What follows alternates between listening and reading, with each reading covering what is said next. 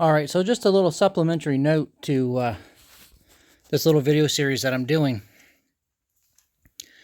I'm rebuilding an old lawnmower. So I'm taking an old self-propelled, stripping it down, just turning it into a more useful machine.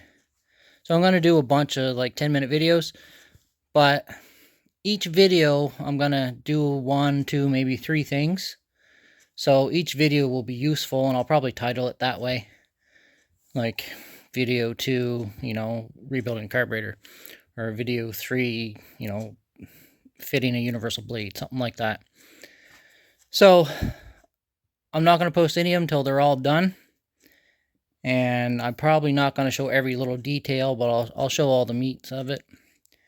And yeah, so if you see the first video, check out the playlists or just my other videos. They'll all be in order. So thanks for watching, guys. See you next time. Alright, this video is gonna kind of do some double duty. So this is just a part 2 to this little trash pick kind of thing. I paid a couple bucks for this. So I'm going to tear down a little bit, but I want to show you what I do when I service one of these little engines and what anyone should do. So take this breather off. There's 2 screws. They go into the front of the carburetor. I've already pulled them off. So we're not going to reuse that because I don't have the rest of the pieces. Now these 2 3/8 bolts. The top one you can get at with a socket. The bottom one not so much. The bottom one you got to use a Phillips screwdriver. There's just not enough room to get past the muffler and that.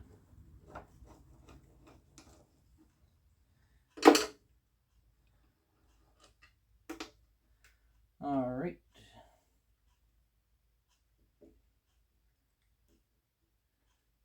Take those linkages off, maybe.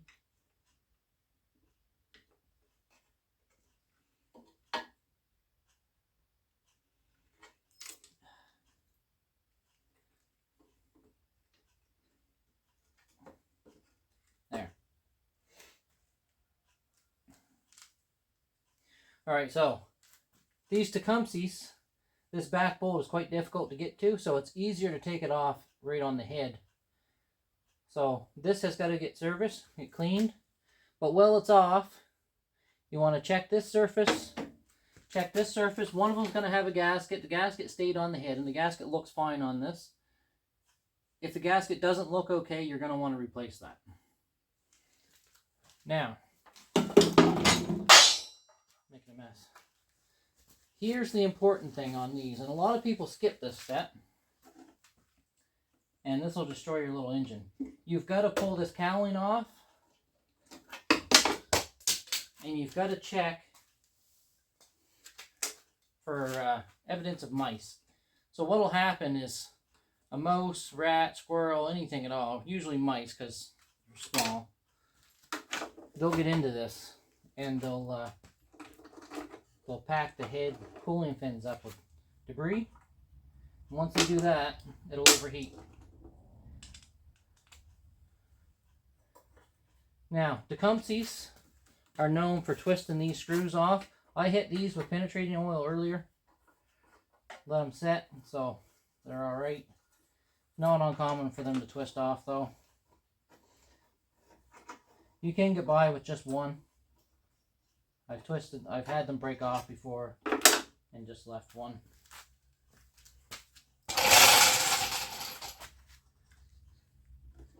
Now, your dipstick, if you have the dipstick that comes all the way up to the top, it's got 1 screw in it.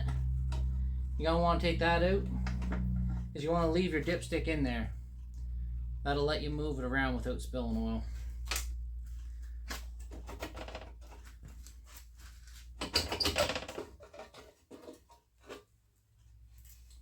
Alright, so we pulled that off. Now this one, other than being a little dirty, it looks pretty good. A little bit of oil back here. A little bit of oil debris, nothing serious.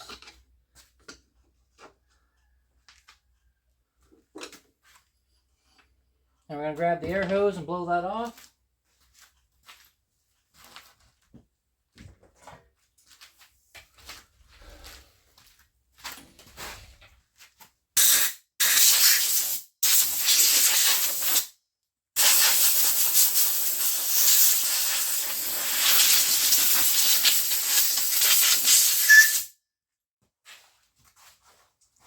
Now the rest of the service on this will just be sharpening blades, checking wear points, stuff like that.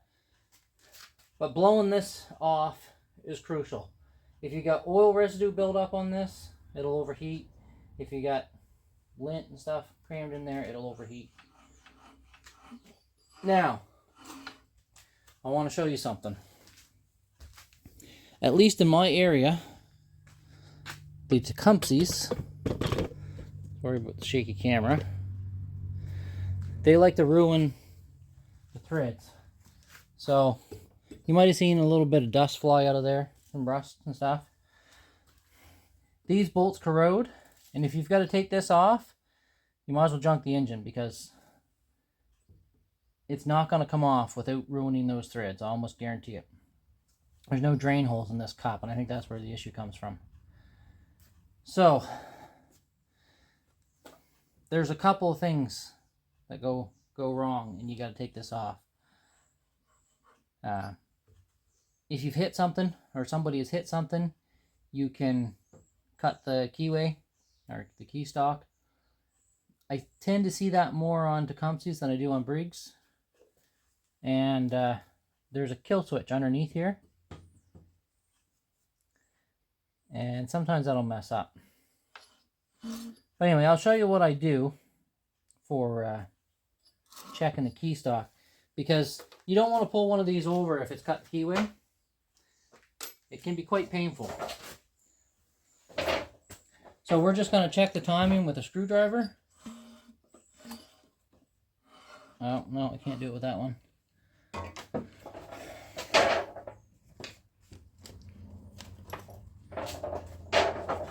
Piece of wire. Yeah, there we go. So this Allen key here.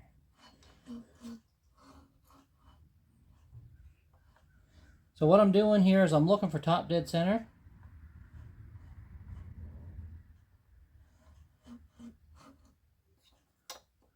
And the piston isn't directly underneath this hole, so it's a little bit difficult.